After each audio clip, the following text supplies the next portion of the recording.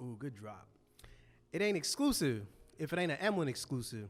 It's your boy BQ, and welcome to the Low Key Facts Podcast right here in beautiful downtown San Jose. And I'm accompanied by a legend right here. I'm accompanied by an individual who been putting work in the Bay Area. He calls himself the Joe Budden of the Bay Area. There's a lot of more information and a lot of insight people don't know because they don't do their research and they don't take the time to do their due diligence to see what this man has done. So with no more introduction to expand this, Mr. Don P himself. What's poppin', man? What's what good, it do, bro? BQ? Shit, finally got you up in here in San Jose. Yes, sir. We're trying to branch out, man. I fuck with it, man. I fuck with San Jose, man. I come out here all the time. I've been coming out here. I love it out here, shit, I do it downtown, whatever. Shit, I used to come out here to Tunes when Tunes was cracking, bro. Shit, I fuck it up out here. What do you mean? There's a lot of shit going on out here. Hey, to keep it real with you, like a lot of people don't really know about like sound scans or whatever. But like when it come to like selling music, like if you've been in the music industry for a while, you would know what a sound scan is. Yeah. That was like when a lot of physical records and shit was selling, with CDs and tapes. Yeah. When that shit was selling, right? And then you can go like, you'll get these quarterly little, like analytics, if you will, what they call it now. Yeah. And it'll tell you where your shit was selling at. And one of the biggest places where my albums was selling at, I think the album I had at that time was You Ain't Know, with the album I did with No Limit. You know what I'm saying? That record, I think San Jose was my biggest market. Yep. Like San Jose was buying all my shit. Like out here was the 408 and all that shit. The 408 was fucking with my music heavy. Yeah. You know what I'm saying? So I got booked out here a lot, Fresno, like this area. You know what I'm saying? Even like going out more. You know what I'm saying? South. So I'm not surprised hearing that because I know San Jose was one of the last mom and pop distributors for like CDs and like old records. They had a spot on Curtner on the west side called Rasputin's. Yeah, Rasputin's. Yeah, all the Rasputins, the Warehouses, and Sam Goody and all that shit was around. You know what I mean? Seventh Heaven, like all the record stores. Like I used to go to all the record stores. Yep. I mean, before I even had a record out, I'd just go to the record stores to see what CDs look like. You know what I'm saying? I would go in there and just like thumb through the CDs and like kind of like see what other niggas' album covers look like, and you know what I'm saying, and just kind of like do some research on. Hell yeah. If I wanted my shit in the store, I couldn't just be at the crib like fantasizing what a CD looked like in the store. I had to go to the store and really see that shit with my own eyes. Yeah, you know yeah. what I mean? So I kind of did it like that. You know That's what I mean? that's the real way to do it. Slid down there and kind of checked it out. You feel me? Yeah. But yeah, Rasputin's, like they have one in Frisco too, like right there next to the Blondie's Pizza. All that stuff is like nowadays. And they closed some of them out now recently. Yeah, right? all the record stores closed down due to digital, I guess. I mean, you know what I mean? Everything going digital, so record stores kind of became obsolete, like when Blockbusters and all that, tapes and all that. You know what I mean? If everybody's streaming, it's like, really, what's the point? Nobody want to pay for physicals, but some people still like really rock with physicals. Yeah. Shout out to my homie out in Modesto, Kelly Underground. Hell yeah. They still got physical copies. So if you're looking for physical shit, I mean, I'm just plugging in for no reason. Hell yeah, no, that's I real. love them love niggas that though. shit, You know though. what I'm saying? They Hell show yeah. me love, but Modesto Period. always show me love too. Shout out to Modesto. Yeah, shouts out to the homies Series. out there in Modesto. Hell yeah. Cause girl, for you, I walk to Modesto. You know That's what a I'm saying? long ass walk for motherfuckers that don't know how far the valley is. Nah, but for real. But some people still rock with physical shit. I think physical shit right nowadays is getting like antique, low key. Yeah, it's like a low key still collector's item though too. Like if you can get your hands on something super exclusive like that, it still would be dope. The only problem with a CD right now is where the fuck you gonna listen to it at. Yeah, there's like a lack of opportunity to kind of play that shit. Yeah, most cars don't even have like really a CD player. That's real. Like that. You know what I mean? They got the aux cord and all that shit now, Bluetooth. Nobody got a CD. So, but if you just like an OG and you really like, or you just want that collector's edition, you know what I'm saying? It's still raw. It's still something smooth to have. Some real hip hop heads will really fuck with, like, go out of their way to find some a shit. cassette. If you release something on a cassette or something, like some OG hip hop heads, or just some people who really fuck with it. When I was younger, I even remember going to the Mercado right here on Capitol Flea Market in South San Jose, and I remember finding a Tribe Called Quest tape, like just the cassette tape, and I thought that shit was so exclusive because I mean I was my generation of CDs and beginning timeline of streams and shit. Right. See, like me, my first album, my first album was called Y'all Ready For Me. You know what I'm saying? It was like, y'all ready for me? You know what I'm saying? I'm finna do this shit. You know what I mean? That was my first album. Like, y'all ready for me? And what was this? Just so you know, get some details on. Like, I want to know a little bit more. I don't even remember shit. I made so many songs in my life, man. Right now, like I probably made like thousands of songs. You know what I'm saying? So I don't know, but I just dropped my first album. It's called, y'all can go and Google this shit. You know what I mean? But you can find the album online. But it's called Y'all Ready For Me. Shit, it was like late 90s or some shit like that. You know what I mean? 98 maybe. You know what I'm saying? And basically dropped the album. And it was on CDs and tapes and shit like that. So it was like I had to push that shit hella hard. You know what I mean? I had to get out there in the streets and really push, you know what I mean, the music. It was footwork involved. You know what I mean? It wasn't like I couldn't just sit on my phone, post pictures. It was a different time. You know what I mean? Like the hustle was way more like you got to put in that work. You got to really get out there and go and do the shit. You know what I'm saying? You had to go shake hands and kiss babies and really, you know what I mean? You had to get out there. The whole presidential campaign. Like, I was on the campaign. I was on a real campaign. You know what I mean? My plan was, I remember I was sitting on my couch and I was like, man, what do rappers be doing and shit? Where do they be at? Like, what the fuck do they be up to? They at the studio? What they up to? My plan was to go find the fuck out. My plan was to get off my couch and go find out what was going on by being out there and being in it. You know what I'm saying? So I wanted to always put in that footwork. And I just think that type of shit is still important today. That shit's real. Like a lot of artists might be missing that from their little, you know, from their little recipe. So y'all can go ahead and cut me a % for shooting y'all that Get night. them jams, collect that data. But yeah, so I dropped that, you know, my first album, Y'all Ready For Me. And then I did that. I executive produced that myself. And I just went hard, you know what I mean? And I didn't have no record label. And this was back then, you know what I'm saying? I didn't have no label. I just submitted some music through the homie. He was doing my graphics. He sent some shit out. And the label was like, who is this kid? Let's fuck with him. You know what I mean? And they flew me out and everything and did the whole flew out shit. I got flued out. And then, you know, checks wrote. And then boom, I'm here with this fat check. I don't even know what to do with it, really. At this point, because they done gave me something, I'm not even really sure. Like, I don't even know what's happening. You know what I'm saying? I'm like, okay, this the independent grind. This how you do it. You know what I mean? They gonna shoot you the money, but you got to go do the shit yourself. Right? So I'm like, okay, cool. So instead of going to like buy hella Jordans and like, you know what I mean? I didn't even go buy a new car, I don't think, not yet, you know what I'm saying? I just, I went straight and I went and bought hella posters and hella CDs and shit.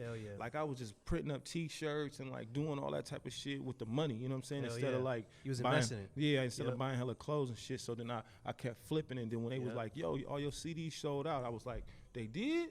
And they was like, yeah, come get this check. I was like, what? They was like, yeah. I was like, okay, cool. I was like, well, can I press up some more? But they was like, yeah, can we do it? I was like, no, can I pay for it myself? And they was like, yeah. So I mean, if you already could do it, might as well. Like, I was like, can I pay for the press? And they was like, yeah, if you want to. So I paid for it myself. And then I got more money, and that bumped my numbers up, whatever, you know what I'm saying? So I just was learning the game at that time, you know, and then I ended up getting, you know, signed with K. Lou and No Limit and all that shit, you know what I'm saying, when Snoop was with the label. And I just, you know, we put that record out, made a lot of good records, made a lot of good friends at that time. But it's different when you were a label than when you was independent, because before I was independent, I could do whatever the fuck I wanted to do. I was like, man, I'm finna go to Miami and go promote my shit, or I'm finna go here. Like, even back then, I was going to Atlanta, I was going to LA, I was going to New York. I was traveling back then. Like, I wasn't, you know what I'm saying? Like, I wasn't like now people be acting like, man, you got to get out of town. Like, bro, I've been getting out of town. Nigga, I got partners in Atlanta right now that I've been fucking with for years. They still love me right now. I know they mamas and shit. I show up, they be, hey, baby, ready to cook hella food and shit. They still remember the shit I like. You feel me? They be like, oh, I made your favorite yams or whatever the fuck. You know what I'm saying? Yeah, like, so, like, and I do that, you know, that's everywhere I go, though. You know what I'm saying? You got to spread love. But, you know, from that, you know, it was like I said, being signed to a label and then being independent. It was like, it was a difference. You know, I couldn't really do all the shit that I wanted to do when the album was coming out and I wanted to promote it. They was like, nah, you gotta wait. Master P said you gotta wait, and da-da-da-da. And I was like, wait for what? I was like, these niggas don't even know my album is coming out. We gotta go tell them, you know what I'm saying? Because I had just did this whole thing myself. I was like, bruh, and this was a new record label that I was coming with, you know what I'm signing with through them, and it was like, okay, I gotta go on a learning curve with them, but I already just did this shit. Y'all should They listen to delaying me. the process for Yeah, you. like y'all should listen to what I'm saying right now. Like I literally just did this exact Yep. same shit we about to do right now. Yep. Y'all should just peep some of the shit I'm saying, but it was like I was with a record label and they was supposed to be like bigger than me, so it was like I gotta listen to them. So I learned the lesson there. Like fuck, bro, I could just be independent, do my shit.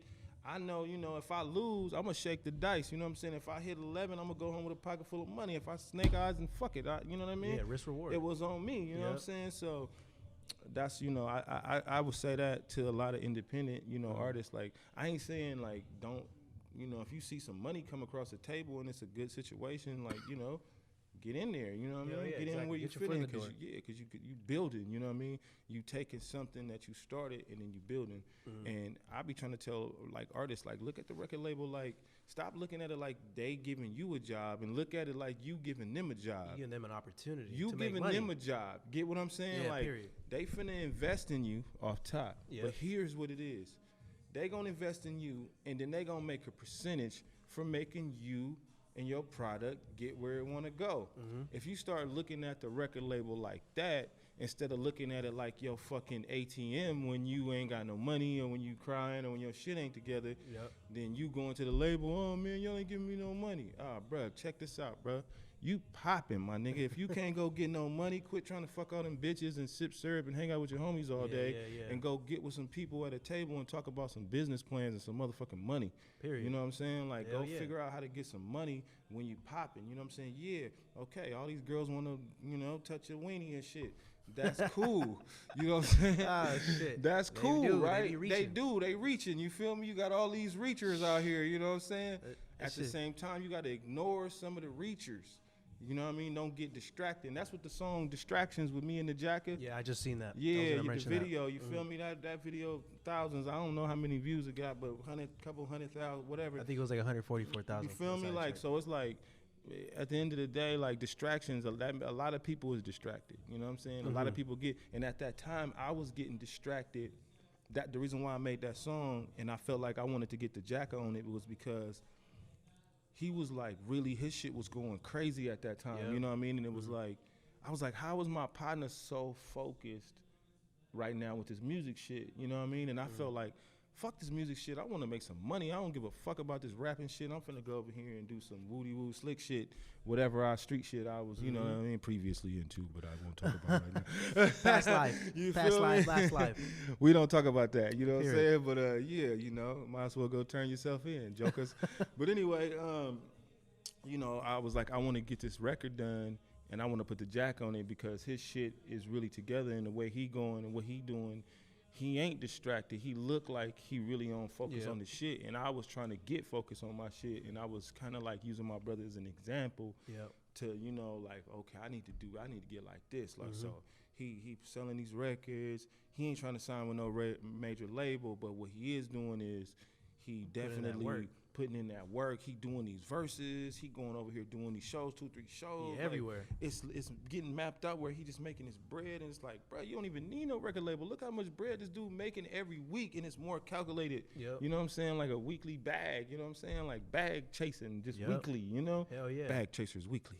Period. You feel me? And you know what's so interesting about that is that, like, sorry to slow you off. I just want to slow it down a little bit because for a lot of people, like, you're throwing a lot right now, and I'm like catching up. I'm learning shit about you right now, and that's even amazing. The stuff I didn't even know. That I want to take it kind of like from the beginning before we transition about the Bay Area. The last thing I want to say about the Bay, of course, is that's kind of like what Silicon Valley, the Bay Area, Northern California has always been known for, is that entrepreneurship, that hustle from the ground up, kind of build it on your own. Right. And I noticed that strictly with music. Obviously, we can give credit to the Facebooks and all the tech and all that. Right. But when I see like E40, you know what I'm saying? I see Too Short. Right. I see the Jacka. Right. I see all people that's always been in the game since I've been a little kid. Right. Always do shit in a fashion that doesn't look like what LA and like Chicago and like New York. The Bay is different. Look, the Bay is unique. You know what I'm saying? The Bay is different from anywhere else in the whole world, no matter what. I've been around the world you feel me, twice and spoke to everybody at least one time. Yep. I seen a lot of different music genres, you know what I'm saying? I've been down in Miami with the booty shaking shit down there. Yeah. I've been, in the trap music, you know what I'm saying? Like, so I seen it, in Atlanta, and so I seen it all, but we different out here in the Bay. And E40, like,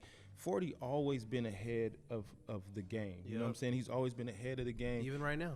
Back then, you know what I'm saying? Yeah. He had a multi-million-dollar record deal back then. Mm-hmm. And the whole thing about, I need to get my shit together, pitch it to the label and try to get some money. Like 40 had his shit together to pitch to a label to get $3, $4, $5, $6 million back then. Yep. So before that, his shit was together for so long already. Yeah. You know what I'm saying? 40 is a pinnacle. Like he already had what the label of having your shit together. He's like a pinnacle. He's like the blueprint, the idea of having your shit together. Yep. You know what I mean? And then coming back with the beverage companies and all that type of shit. Yep. And Short Dog is another one. Like he a pinnacle of staying consistent and keeping your brand identity. The Too Short brand has never changed. Never. It's been the same since it came out, since Blowjob Betty. You know what I mean? Like since cuss words and all freaky tales and all that shit, Short Dog ain't really changed. And I like Short Dog a lot, and he one of my favorite rappers. That's like one of the first rappers I ever even really heard rap a song. That I started paying attention to. Yeah. Like I said, I heard Blowjob Betty and like cuss words and shit. And I'm a little kid, and you hear that shit. He's like, and I told the bitch, and I'm like, oh shit, he told the bitch. You feel me? Like he said a little story. He's telling a story, and he said all these cuss words, and it was so grimy. And his song was called Cuss Words, right? It's like cuss words, just let them go, motherfucking shit. Bitch, damn asshole. Like he was really just clowning, you know what I'm saying? Like saying all that shit, and it was like, okay, so he going ham like that, but he ain't changed his brand. And but he an Aries like me, you know what I'm saying? Like we be on that matching shit, you know what I'm saying? We on that horoscopes? Yeah. I'm on that. Sometimes. Yeah, that shit's super trippy, but like Aries, that's how we are. Like we stuff got to be in sync, so we'll probably stay the same and do a lot of things like the same, you know what I mean? Like so, but shouts out to both of them because they legendary and Short, he dope in pool too, I think he owed me a rematch. You feel me?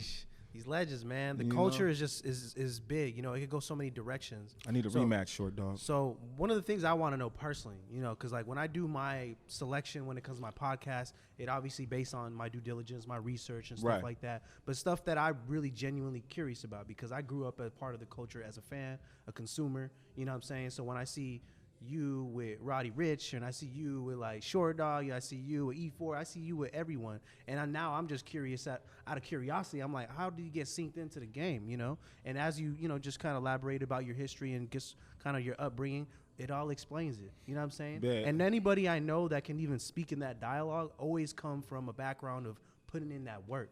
Yeah. Slow feet don't eat. You know what I'm saying? People, it's a trip because a lot of people think, oh, well, he was with a magazine, so that's why he could go everywhere. Like, no, I took the magazine. I took the magazine in there. The magazine didn't take me in there. Yeah. Everywhere I went with the magazine, I was taking the magazine. The magazine wasn't calling ahead, booking nothing for me. I was going there, making the magazine be known, making shit be known. Like people wasn't knowing about that shit. Was you know it what I'm saying? Murder Dog magazine? Murder Dog, see, like now, Murder Dog is like, that's one of my favorite magazines. You know what I mean? Like the issue they did about me and Mac Dre, you know what I'm saying? Like that shit right there, like to me, like best of the best, and they put me in there with Mac Dre and a bunch of other great, artists. And shouts out to Black Dog for even doing that.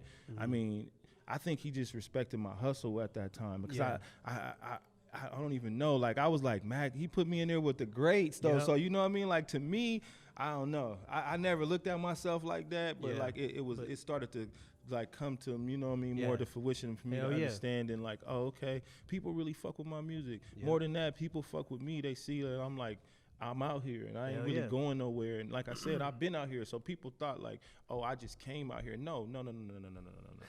I've been out here in this music shit, doing it for a long time. I've seen a lot of people's careers start off like the Mob Figures, you know what I mean? When Sibo presents the Mob Figures, like I'm on that particular album. Like Sibo presents the Mob Figures, Sparking Flames. We got a song on there. We used to be at the studio out there in Fairfield. You know what I mean? recording with the mob, one drop, and everybody in there. And we did that one. I think Adrian Man got on that song too from 3 Times Crazy. Like, people don't know, me and 3 Times Crazy, me and Keek, we go back like many, many years. You know what I'm saying? Like, doing hella shows and touring together. Like, you know what I'm saying? So it's like, even people see me now, they see me working with Keek now. Once I start getting into management and helping artists, you know, doing PR and all that type of stuff, helping people with their brand and their marketing. And they think, oh, you know, well, he was doing some online shit, so now he fucking with Keek. Like, nah, bruh, that's my bruh. I've been doing this shit. Y'all putting the wrong people. Look, the reason why I'm doing this shit and why I can do this shit is because I've been doing this shit. Yep. You not gonna look at me and get mad at me because you can't do what I could do because you think you could do it because I just start doing it. You wrong. You get a lot of heat like that? Is there people speaking on your name? Where they like, speaking on me, dog. So like where do these avenues come from? Is it like, you know, social media? Is it just like, you know, it be music, people, it be people bars? in person. It be people like, you know, I see you with the pictures with them little celebrities.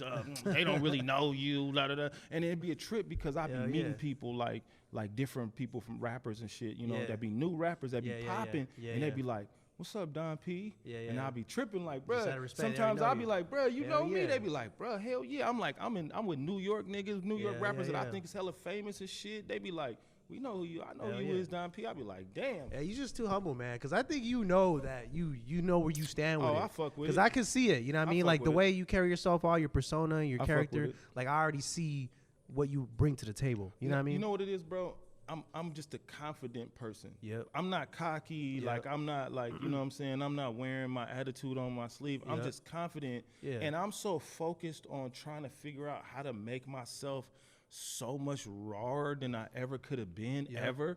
Right? That I don't even know what niggas is talking about. Like I don't even know. That's a real emotion, people. For people that don't know what that feels like. That is what Kodak Black and what Mozzie just dropped, Tunnel Vision. I don't know what they talking about. Like I first of all, but I don't know what they even tripping off of as far as like what they thinking. Like when they see me with celebrities and all that shit, it's like, bruh, I've been around celebrities my whole life. I mean, I shook Michael Jackson's hand. Like I've been around all types of. I had some of the best celebrity luck. Like I'll tell you a story. Look, this is the kind of luck I got. I'm chilling. I'm at school. I cut class. I'm supposed to be going to the bathroom, but of course I want to walk around and shit, right? I'm going to school. I don't know, like, and I go to the auditorium just because I see some shits going on in there. I peek in there, woo woo. I see this lady. I just was like, oh, I know you look familiar. Yeah. So she like, I'm like, ain't you? She like, nah, that ain't me. I'm like, oh, okay. You sure it ain't you? She like, nah, that ain't me. Yeah. I'm like, all right, cool. And I leave, go back to class, puzzled than a motherfucker. Like, I know that was her. Like, it looked like her, right? So I'm sitting in the class. The principal come to the class, like, after the school. I think I'm in trouble and shit for cutting, right? Yeah. I'm thinking they on to me. They see me. Paranoid and shit. I'm like, they see me when I went to the auditorium, my ass in trouble. He comes to me with, it was the lead singer from the group, this band called Climax. They had this, you know what I'm saying? It was the lead singer. It was like my grandma, she listened to that shit, you know what I mean? So I knew the lady because we had the album at my house. I'm like, lady, I seen you on the album. I know that's you. I seen you on there, right? So the principal came and was like, yo, she told me to give you this. And it was her autograph and shit. Damn. It had my name on it and everything. And she had autographed it for me. Hell yeah. So it's like, I had a kind of luck where I'm kicking it with this chick and we go to Eminem concert and I'm just walking around the little thing. The door cracked open. I looked. I see a security guard. He like, come on. And me and the girl just walk in. We in the back. We see Eminem, Ludacris. It's just everybody. Like the whole scene. Bro, I just had that kind of luck. I don't even know. I don't know. Do you believe in that kind of luck? I do. Hell yeah. Yeah. You better believe in that shit. I feel like it comes parallel with energy. You can't believe in luck if you ain't an optimistic person. If you're not optimistic, if you don't believe good shit's gonna happen to you, then it's probably not. Yeah. So that's what luck really is. It's really just you being super optimistic. So then it's really your attitude then. Well, it is, but it's also your action. So you feel so positive that something great's gonna happen, then you're like, hell yeah, I'm going to this concert or to this party tonight because something cool could possibly happen. What's gonna happen? Fuck if I know. But if I'm not there, it's definitely not gonna happen. Yeah. You know what I mean? So I'm going to go, and maybe something awesome could happen. Yeah. And, awesome shit be happening. You know what I mean? Hell yeah, I can relate with that. I went to the Bank Sale in LA, which is a show that they have after SneakerCon. Because like I told you, I was hella involved with the fashion and shit.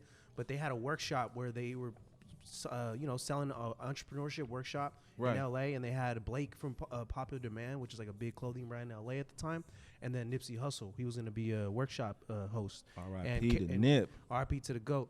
And Karen Civil was the host of the keynote, and this is like 2016, and then in that situation, you kind of had to be an opportunist, like how you said. I walked past, I knew the workshop was going down, and I'm walking, and I'm like, damn, that's the shit that they were trying to do. Yeah. I see the bar within distance. It's like where the wall's at. I go to the bar, get me a little Hennessy and Coke, do my little 360 spin. I see the opportunity to go into the workshop. Yeah. I bust my way in without being caught. You in there? I'm in there. I just sit down. I kind of blend in. I tell these folks from LA, I'm like, hey, bruh, I just. But see, that's what I'm talking about, though. See, that's the kind of attitude that's gonna get you somewhere. And a ticket inside that venue could or change being everything. on the list of all that. Well, you didn't have one. Yep. So that a ticket is your permission. All right. Fuck permission, my guy. We not asking for permission, because that's when you could get told no. Yeah, period. What is that? What's no? I don't even know what that is.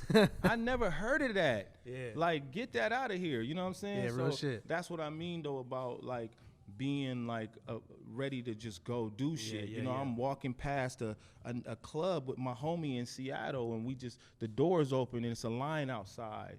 And the lady's like, okay, put your name on here and we're gonna take a picture of you and then go stand over there. So I just jump in the line. I don't even know what's going on, but it's a nightclub, so I know it's not nothing weird or whatever, right? So I get in the line, it's showtime, and they doing a rap battle. Okay. Now, I'm not a battle rapper. All right? But I'm like, fuck it, I'll battle these niggas. We in Seattle. I'm out of town. I'm like, fuck it. They don't know you. I'm game for whatever. If I lose, nobody's gonna even know me, right? I be thinking the same shit. I won't even be embarrassed. I'm finna get in this shit, right? I get in the battle.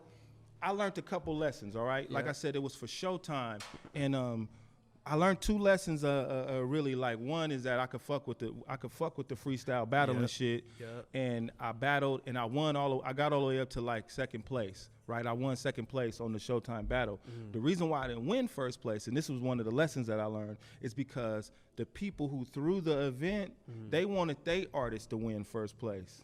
All right, so no matter what, their artist was gonna win first place. They threw the event. They didn't pay all that money for me to come up there with my fancy Oakland fancy rapping ass, so and just like, win the whole. You was crashing it. The way I was crashing. Wedding it. crasher style. Look, they had already booked enough people. They knew that their guy could beat. They knew their guy was gonna beat everybody, right? And his name was Nutcase, and I was like, Nutcase, look, ask your bitch how my nuts taste, and I was just going bad on him, right? I was like, I'll look at you and call you fuck face. I was just saying anything. I was going so bad on him that the crowd was just laughing and shit, you know what I mean? I was in a good ass mood, so I was jokey. It was just bad for him, you know what I mean? So they clapped, and it was like, they did the shit like, and I won. And then the crowd, they was like, no, we got to battle again. They made us battle 4 times, right? They like, no, we got to battle one more time. So we battled again, and then they gave it to him and shit. His people was on the mic like this. I was like, wow, they cheated me. But like I said, if you don't never think you could win, and then at the end, Kevin Black from Interscope came up to me and said, bruh, you really won.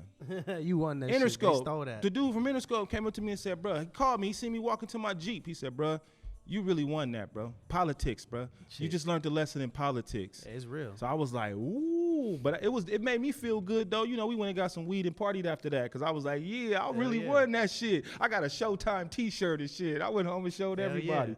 I won, y'all. You feel me? That's the beautiful thing about traveling. Like, just really quick, like traveling, you get so much perspective. Yeah. You feel me? That should be motivating. That should be inspiring. Other places treat you hella dope, man. I go to L.A., they be like, man, I did showcases in L.A. and performances in L.A., and people that came up to me and like, thank you, Oakland.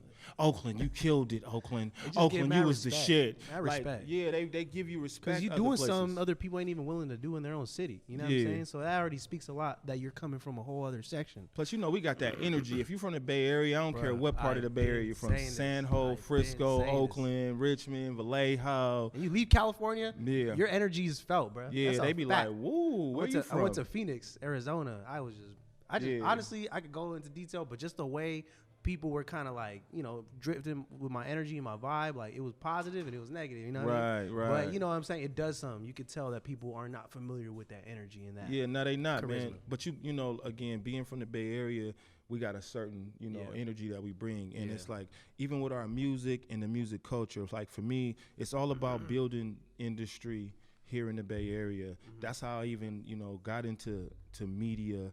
And then once I've been in the music industry for a while, so I see a lot of artists that need help and that they don't know what's going on. They don't know about branding. They don't know about marketing. Half of them don't even know what PR is. All they know is I'm going to make my song and put it on SoundCloud, or I'm going to make my song and try to get it on Spotify or DistroKid or whatever they're trying to do. Facts. But they don't know shit about going after what's after that, about building your team and how to market your record, and about a quarter, and how you lay your rollout of your album and releases and all that type of stuff. Like they don't know those type of things, and that's what I started to teach people. That's what I started to help people with, and you know, that's kind of what I created my business around, of, you know, being able to help people with your brand. You got your video, you got your song, and all this stuff is coming out. Let me help you market it and plan it and make it look good, so you know you're not wasting time and there's no big gaps between what you're doing while your release is going on. I can help you do that, you know. I can help you figure out, hey man, I'm gonna be honest with you, like, bro, those graphics are kind of shitty, my nigga. You need to go get some.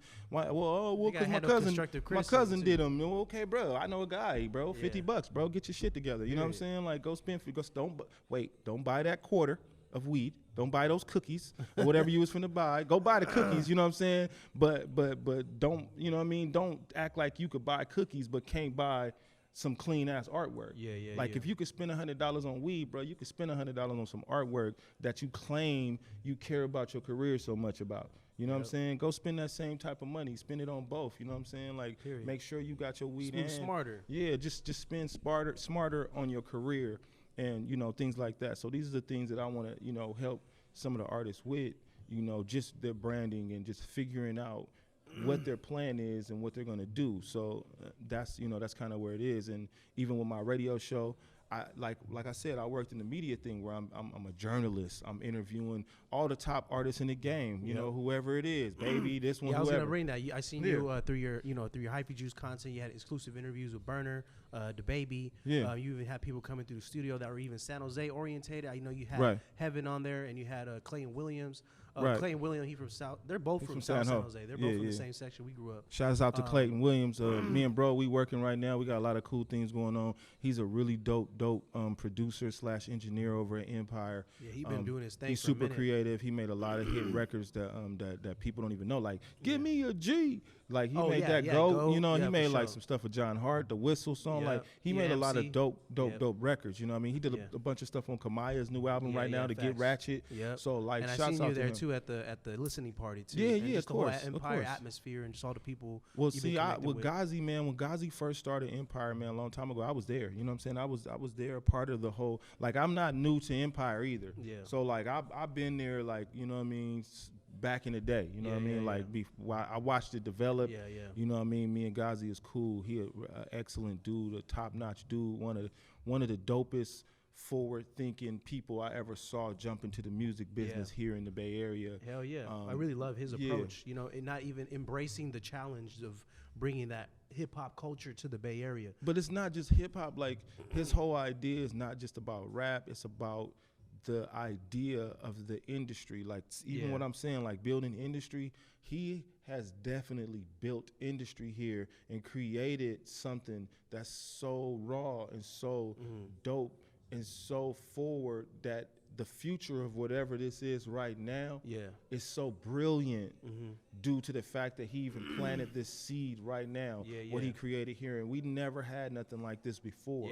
So it's really amazing, and it's amazing to be a part of it. It's amazing to watch it grow from where it went to where it's at right now, from just being distribution to now being a record label with some of the top platinum artists. I mean, even Extension. Like, this outreach is like crazy. They're you know touching what I mean? cities that never had any recognition. You know, Stockton get a lot of love. San Jose got some artists, Latrice. Easy TMR, Lil Under, some other people that have been working directly with other, people like Gold Toes and other people that you're just connected Gold to the Toes, industry. another one. Shouts out to my brother Gold Toes, him and Sean, Black and Brown. Like, I've been rocking with Black and Brown like for many, many years. I used to tour all over, and Black and Brown, matter of fact, when I was talking about, San Quinn and Messy Marv, San Quinn and Messy Marv album, they had an album called Explosive Mode. Yeah. You know what I mean? Mm-hmm. I'm featured on that album, Explosive Mode, with a song with me and Gold Toes. Yeah. It's called Bay Love. I didn't even know Gold Toes rap. But Gold Toes was rapping back then. Yep, Gold Toes was rapping. He runs like the operation, the business side of things. I've been following his media through for like 3-4 years now. Yeah, because Black and Brown, Black and Brown was putting out a lot of compilations and shit like that. You know what I mean? Like 17 with a Bullet. You know what I mean? Yeah. Like Black and Brown was really pushing a lot, real heavy. Yeah. And Julio is another one. Like he came up. We grew up in this shit together. Like I watched him grow. You know what I'm saying? Too. You know what I mean? And he kept he kept coming, and that's what consistency is. Yeah, I think people got consistency confused too with posting a picture on Instagram every day. Yeah, it's just the way that's not the same thing, guys. Marketing consistency is years in this shit, bro.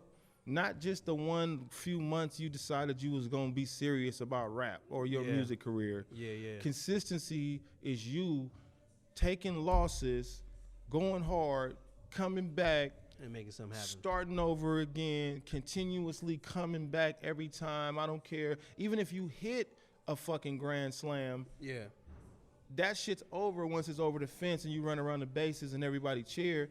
You back on the bench now. When you come out again, what you gonna do? It's like Gary Vee said, you're just as good as your last at bat. You know what I'm saying? So when you come back up to the bat plate again, you gotta do some more shit. So it's like, do more. This shit constantly changing. People want more. The demand is high. Yeah. What if you only get a base hit, or what if you strike out? What you gonna do? Go back and cry and never come back out to the plate and swing that bat? That's where life challenges you. And that's what a winner is. You feel me? So like in the end, like I just focus on trying to stay, positive with the winning attitude that, I'm going to win and be a winner in this music shit. Like I've acted in some movies and shit. I've been doing a little acting. I actually went to school and took acting. You know what I mean? Took marketing. That's another thing. People think I'm just out here fuckboying, running around and like, oh, I'm going to just run a magazine. I went to college. Like, you know what I'm saying? Yeah. Like, oh, I'm going to just start marketing. Like, I'm not one of these fake ass people out here that's trying to run a scam and trying to act like, oh, I know how to do it. Bruh, I actually went to college to learn how to do this shit. Like, for years, I was out here already doing it. I was in the music business already. I had marketed my own albums. I had already sold my own product. I already had made money.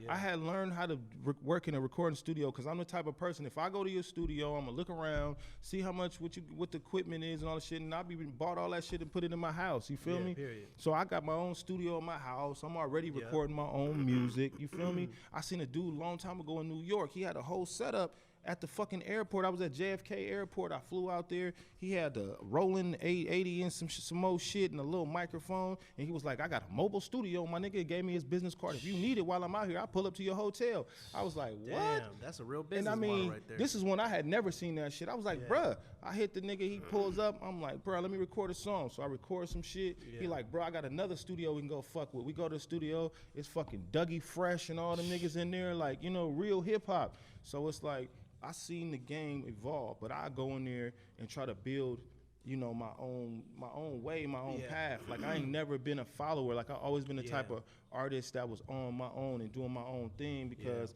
I don't want to beg niggas for their help. I don't want to beg nobody to put me on. You know what I'm saying? I have asked record labels, to work with me, like people that run record labels, and when they turned me down, I didn't go cry in the corner, you know what I'm saying? I went and was like studied and came back and was like, yo, shit, okay. Like I, quiet as kept. I asked 40 to sign me to Sick With It hella times. Like I used to be like, I want to get with Sick With It, I want to get with Sick With It. And then I seen him again, like right after I talked to him, I'm like, bro, sign me, big bro, what's up? He like, bro, you out here going so ham, I don't know, you need me to sign you?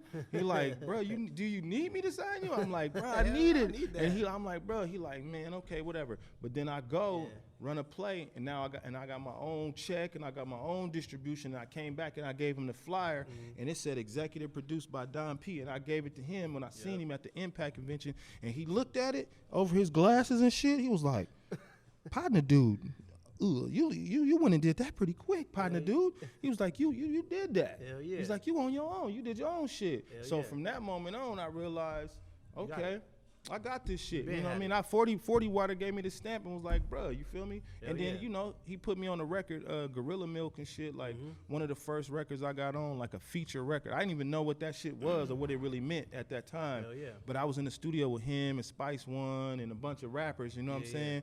And you know, the song was popping off, and then I think Spice was supposed to get on the record, but I don't know what happened, but I wrote my shit. 40 was like, you know, let bruh do his thing. So I bust my bars. Everybody was looking around, you know. I'm the newest rapper in the whole room, though. So everybody's looking. What she gonna bring to the table? Yeah, they looking around and shit. Once they did the playback, everybody was. And then 40 was like, and he looked at the engineer and they was like, gave him the thumbs up like they was gonna leave it. Yeah. I'm in the cut like. Like you're just hoping that they do that 40 like they give him the thumbs up. I'm like, boop. That was my first placement on that song Gorilla Milk, you know what I'm saying? That feeling could have been. Yeah, that shit was crazy, bro. Like, you're just like it was probably the longest 2-3 seconds. Yeah, it was super cold, bro, because I was waiting to see what the verdict was. You know what I'm saying? Yeah. So I made the cut, and then after that they end up taking my song Heartbreaker and the song Gorilla Milk, and then they put it on this compilation called the Heat compilation. And my song Heartbreaker and was the very first song they end up putting. That was back when it was like you put your first song, your best song first. Yeah. You know what I'm saying? Like you put your best foot forward. So your very first song got to be the best song. So they put my song as the number one song on the album. Hell yeah. When you put it in, that was the first song came on. And the second song was Gorilla Milk. So I was like, y'all fucking with me, right? Yeah, like I was feeling like I was lit. So then, you know, after that, I came with my album and shit, you know what I mean? And, you know, from there, things just kept growing, working with everybody in the Bay from, like I said, the Mob Figures, and I got on Explosive Mode with San Quentin and Messy Marv. And then, you know, from there, I just kept going and growing and working with, you know, whoever really wanted to work with me at that time, you know what I'm saying? But the Bay Area, like Forte, like all the Bay Area legends, like I got songs with pretty much everybody, you know what I mean? Keek, like, I don't know, it's not a lot. The only person I don't got a song with is Short. I do. I still want that. Short, I need that. You gotta get one. I still want to do a song with Short like that's somebody, and like, you know, we kind of like, you know what I'm saying, on some key shit. So it would be dope to do a song with Short, you know what I mean? I got like 2 records with 40. But yeah, you know what I mean? Like records with the Jack, you know, and the Mob Figures and all that shit. And like, I don't know. Like, not a lot of people could say that. Only like a handful of other people like under your belt that's been working in the game for a minute behind closed doors that, you know, people I've been fans of too that can say that. Yeah, I did a bunch of songs with Mac Dre. That's what I'm saying. I did some shit with Mac Dre. Like, I'm still trying to figure out, like, who got that shit on their computer? Like, where's these songs at, bro? Hell yeah. Like, I want... the whole process was different back then. Now it's like you could just go on Google Cloud. Bro, the first time I ever smoked a backwood, I would go kick it with Mac Dre. He got backwoods and shit. But we got these... We both had these cars. Like, because we, you know, Mac was in the cars, I'm in the cars. Like, you know what I'm saying? Benzes and shit. Like, this shit is nothing new. Rollies. Like, even you see the picture with me and Mac Dre, like, I'm wearing a Rolex. Like, back then, like, you could barely see the pixels. And then, how many pixels was that? That was like a half a pixel. You know what I'm saying? Like, niggas was rocking Rollies and riding Benzes and foreigns and shit back then. You know what I mean? In 2000. So it's like, you know, it was a whole nother vibe. But, you know, me and Mac, we just had this thing where, you know, he was out and he was running and shit, and I seen him. He pulls up in his Benz. I'm like, oh shit, the legend himself. The Mac is back. You feel me? That's crazy. And we running around and shit, and just, you know, bumping. You know, you always bumping each other at different events and shit like that. Yeah. But he's like, man, come out here. We finna get it in. I go out for the weekend. We in SAG. We getting on. Was he only rolling backwards? Man, he was only rolling woods. Like, the first time I ever tried a thizzle was with Mac Dre. Hell yeah. Like, I had never even... Who else would you do it with? I know, right? That's like, I was like... literally, other people tried to get me to try one, though, before that. But I was like, I wasn't going to try it. You know what I'm saying? I ain't finna try it. But the Mac was like, nigga, these bitches, we finna pop it. I'm like, all right, shit, I'm finna try this shit. Boop. I pop one and shit. I'm on and shit. I ended up doing some wild shit, bro, that night. I think I was with like 4 bitches in a hot tub. 4 strippers in the hot tub. Sounds like a movie. It was crazy, bro.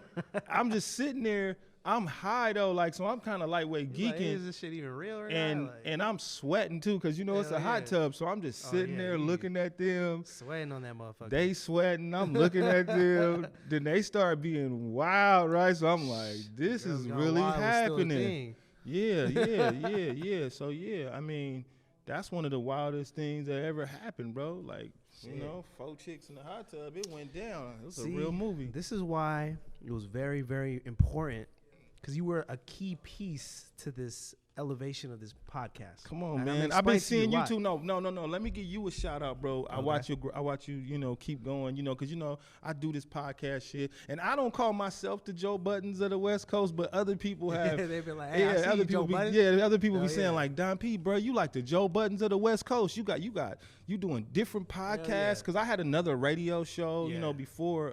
I had a radio show on KCRH. Yeah. I had a video show in Sacramento on the Real Videos where I interviewed like Ice Cube and the Clips and like all kind of crazy, you know what I mean? Like, so then to bring it back to right now with my show Hyphy Juice Radio, it's like I do that every Monday from 7 to 8, you know, on allinradio.com.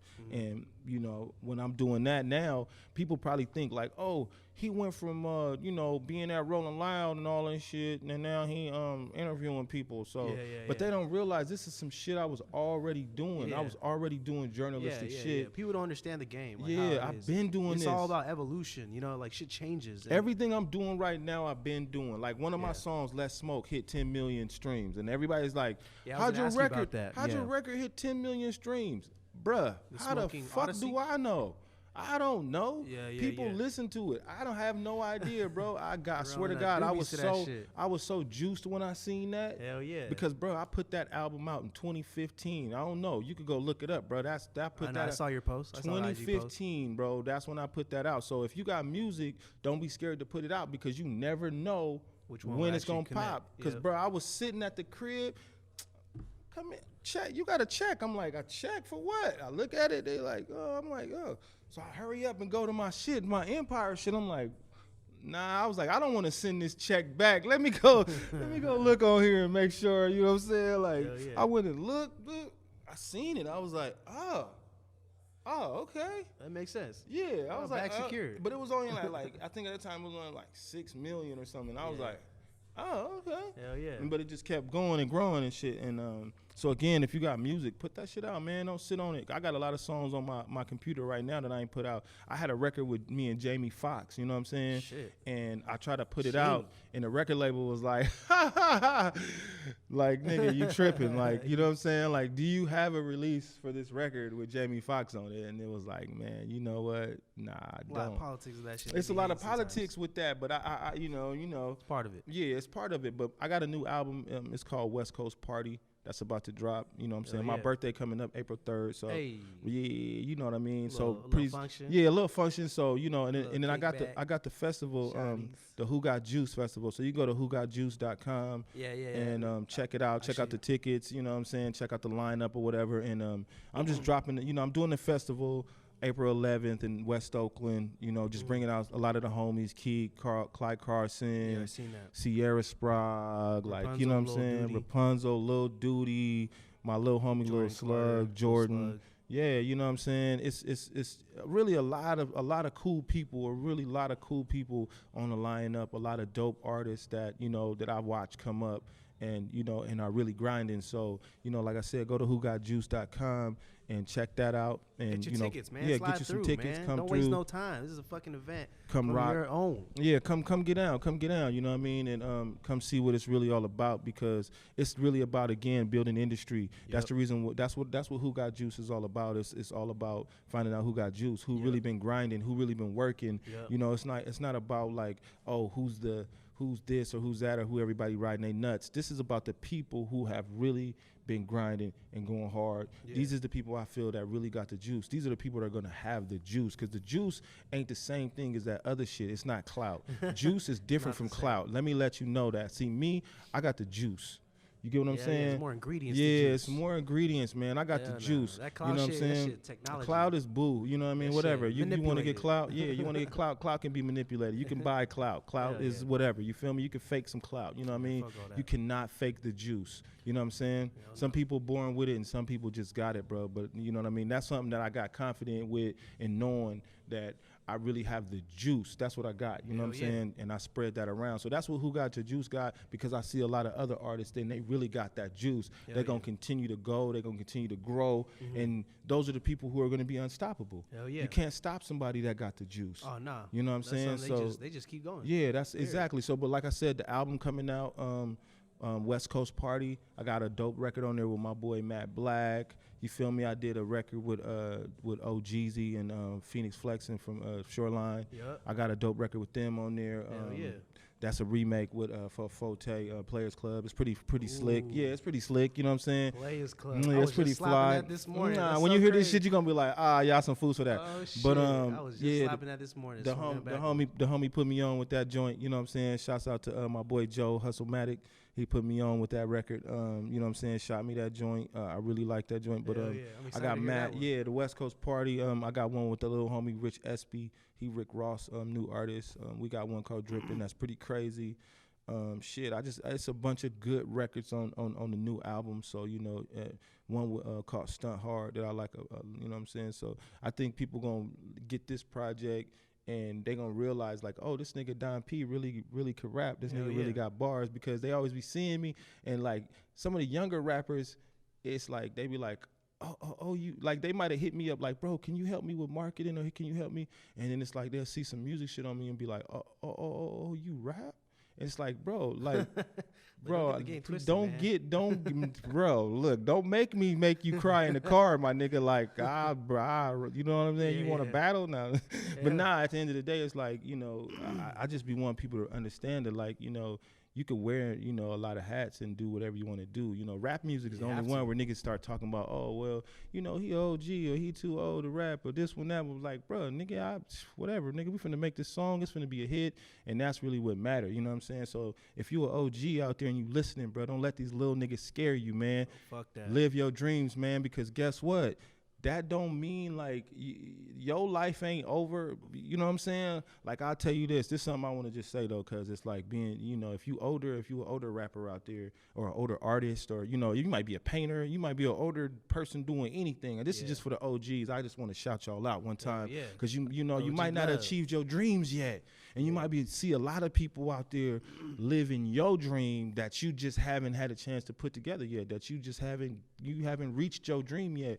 But you ain't dead, so keep that shit going. The dream ain't dead. You still got action at greatness. And if nobody else told you that, if Don P told you, if then nobody else told you, to get your old ass up and go get your game plan together, and don't let these little young niggas scare you, because you could still have action at greatness and still do whatever it is you want to do. All you got to do is freshen up your game.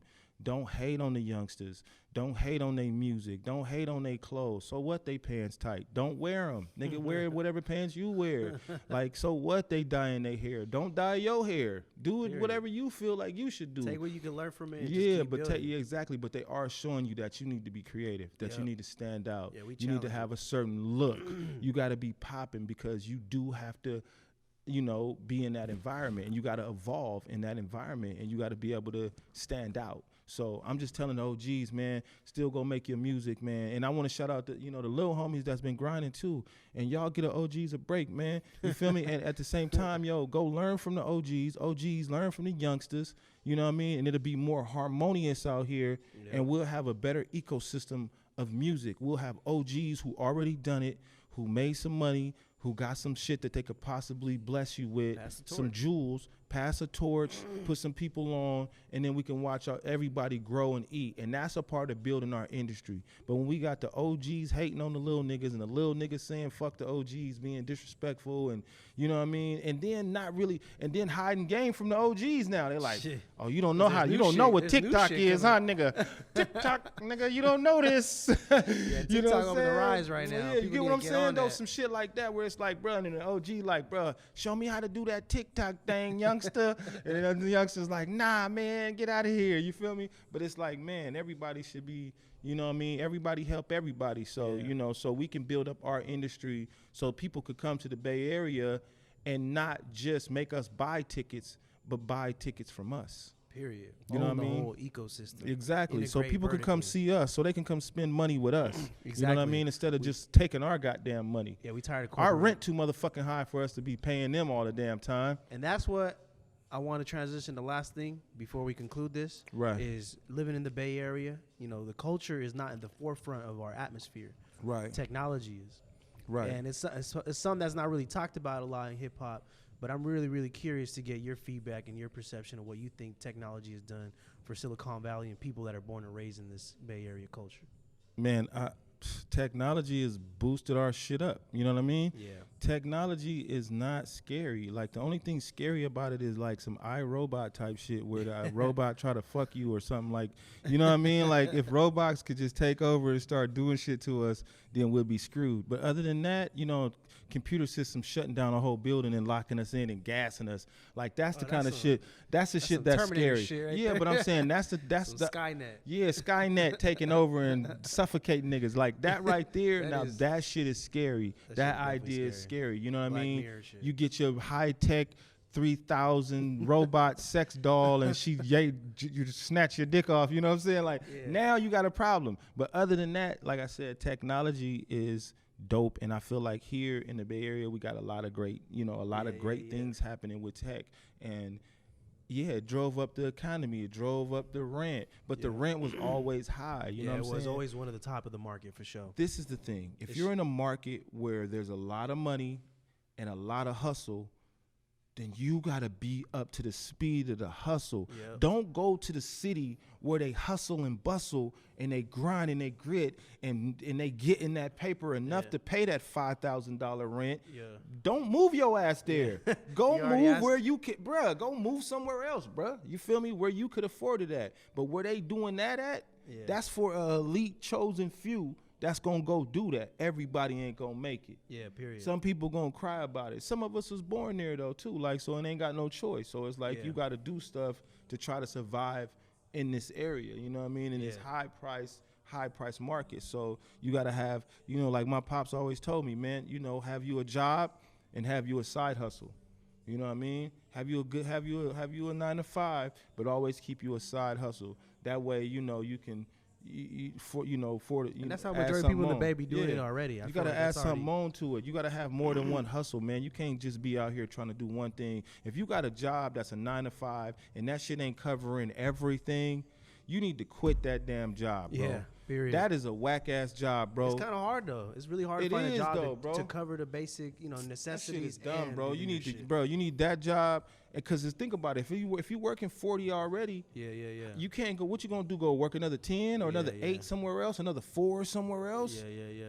Like, come on, dog. It's not possible sometimes. Nah, you suck. And then what you gonna do? Coronavirus making it impossible. Come on, bro. You gonna work hella years to pay for a house that if you don't pay for the insurance, they gonna take it back. You don't really own it. Like, all this shit is a hoax, bro. So you gotta be grinding, gritting, enjoying life, taking care of your family, and don't let money be everything to your whole existence, because that ain't happiness. Happiness is being happy with what you're doing. Like right now, rapping, making music, making movies, helping people, promoting people, branding, and doing shit like this, talking with you on podcasts and spreading the dope word about Bay Area hip hop and our movement. You know what I mean? That's what make me happy. You know what I'm saying? I can agree with that 100%. And some good weed though too. Shout out to the homie Burner. Shout out to Cookies SF. They keep me super duper dipped. You know what I'm saying? Yeah. These is my folks, my family. Shouts out to Big Burn. They got the new drop they had for Barcelona. I see they did yeah, that's crazy. I mean, dropping a new store dispensary out there. He got cookies all around the world, man. Cookies is worldwide now, man. That shit's in Barcelona, Jamaica.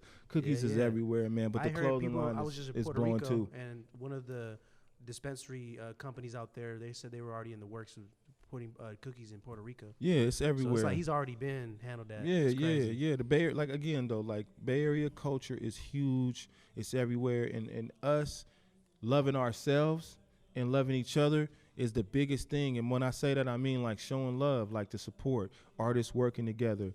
You know, again, the OGs showing, you know, respect to the younger guys, and the younger guys showing that respect to the OGs, and us figuring it out and coming to the table. Yeah, that's what's going to the whole dynamic. Man, make some records together, y'all. I would love to hear some dope music. You know what I mean? I got some artists I want to plug you with just to kind of hear their music, check them out, try to explore a little bit more of San Jose, because I know San Jose on the rise, but I feel like they lack connecting, they lack resource, and that's what I feel like that's my goal with this, you know, with Emlyn. Right. So just to kind of give some context, Emlyn is a media company. We want to highlight the urban culture in the Bay Area, Northern California, but obviously we're going to put San Jose in the forefront because we lack that whole spectrum right now. So we're, like I said, we're trying to create our in-house content, you know, highlight artists like you who, you know, deserve that recognition. Thank you. And there's a lot more people down the list that I'm trying to get to. Yeah. But, you know, it's a stepping stone. You're going to get there, man. Look, the grit don't quit, man. Just keep grinding. Again, like I said, man, y'all go check out all my albums, man. Yeah, so what are your handles? Where's everything that they can find you at? If they can look into you, your information, your music. I want to make sure everyone gets a chance to For sure. check you out. Number one, man, I want to tell y'all to go to whogotjuice.com. Check out the website, check out the lineup, get you some tickets or whatever. Check out the new Juice merch, you know what I'm saying? You know, for the show April 11th in West Oakland at Sun Village. Who Got the Juice Music Festival. Make sure y'all pull up. But shit, other than that, man, Don P Official, DONP Official, like a ref with a whistle. Hey. Just tap in with me. Follow Hyphy Juice Radio. That's my radio show. Yeah, man, and tap in and look out for the new album, West Coast Party. It's coming, like I said, April 3rd. You're going to see the new record. You're going to hear the new music. I might leak something before then, so y'all, you know, keep checking. Yeah. Stay tuned. Check the story or whatnot. And just, you know, shit, I got new shit coming with Empire, stuff with my bro Clayton that we working on, you know what I mean, with Clayton. Baby Gas and yeah, it's a lot of stuff I going see on. your Baby Gas too. I met him too recent, like in South San Jose. He came out here. Yeah, Baby Gas is hella dope, hella Trying dope. to get him on here next. Yeah, he's super dope. So I mean, yeah, a lot of good things coming. But again, like I said, West Coast Party about to drop. So y'all go get the album, go stream my old shit. Y'all ready for me? That's my first album. You Ain't Know. That's my second album. And the Smoking Odyssey. Yeah, the Smoking Odyssey. Talking about money. I done forgot about my own damn albums. I don't even know. I just keep on dropping albums, bro. I don't even know. What's up, Clay? I'm doing a podcast right now. I'm doing a podcast right now. I was just talking about you. Hey, what's up, Clay? What's up, bro? It's BQ, man. Hey. No, yeah, go ahead. You live, Clayton. You online. Clay, you live right now. Live on the podcast, brother. Is anything you want to give a shout out to? I got you on the mic. All right, Shaw. Well, shit, hit me back later. He said, I will pass you back to Don. Oh, you hopped out. Yeah. But so who got the juice?